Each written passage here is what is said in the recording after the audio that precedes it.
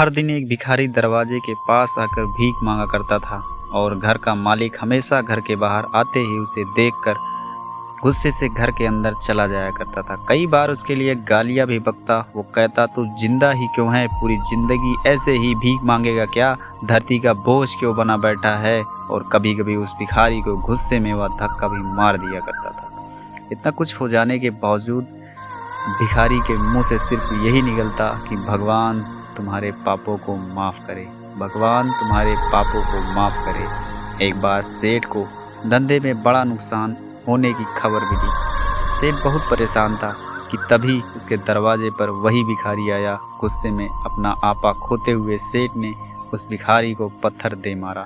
पत्थर लगने के कारण भिखारी का सर फूट गया और उसके सिर से खून बहने लगा। फिर भी दर्द से कराहते हुए भिखारी ने इतना ही कहा, भगवान तुम्हारे पापों को माफ़ करे। भिखारी वहाँ से चला गया। सेठ सोच में पड़ गया। भिखारी को पत्थर मारा, फिर भी उसने सिर्फ प्रार्थना की। सेठ का गुस्सा शांत हुआ तो सेठ भिखारी का रहस्य जानने के लिए सेठ ने उसका पीछा करना शुरू कर दिया। भिखारी जहाँ जहाँ जाता सेठ उसके पीछे जाता। सेठ ने देखा कि कोई उसको खाना देता, कोई उसको मारता, कोई अपमानित करता तो कोई गाली देता। लोग भिखारी के साथ चाहे जैसा व्यवहार करते, लेकिन भिखारी सबके लिए एक ही प्रार्थना करता, भगवान तुम्हारे पाप को माफ़ करे।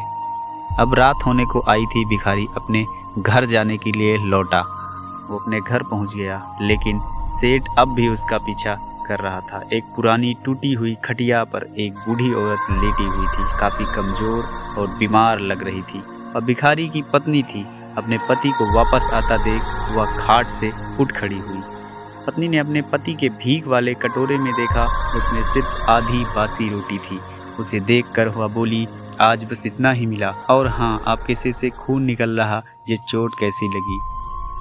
बूढ़ा भिखारी बोला, आज बस इतना ही मिला, किसी ने कुछ दिया ही नहीं, सबने गालियाँ दी और एक ने पत्थर भी फेंका।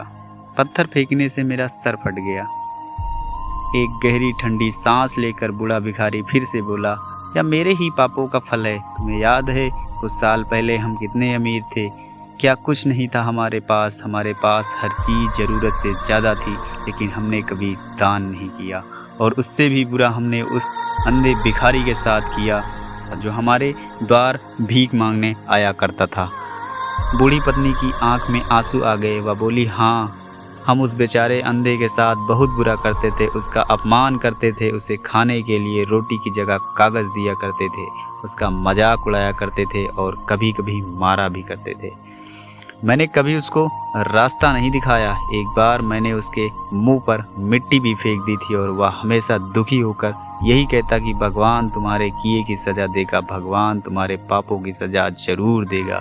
उसका श्राप सच हुआ और हम इस दुख भरी ज़िंदगी में आ गए। भिखारी बोला, हाँ, उसका श्राप सच हुआ, इसलिए मैं किसी को बद्दुआ नहीं देता। चाहे कोई मेरे साथ कैसा भी बर्ताव करे, मैं हमेशा उसके लिए प्रार्थना करता हूँ। मैं नहीं चाहता कि कोई हमारे जैसे ज़िंदगी का अनुभव करे, किसी को भी हमारे जैसी ज़िंदगी का सामना करना पड़े। वो नहीं जानते कि वह कितना बड़ा पाप कर रहे हैं, इसलिए अनजाने में हुए पाप की ऐसी सज़ा किसी को भी ना मिले। मैं नहीं चाहता। सेठ वहीं पर छुपकर यह सारी बात सुन रहा था।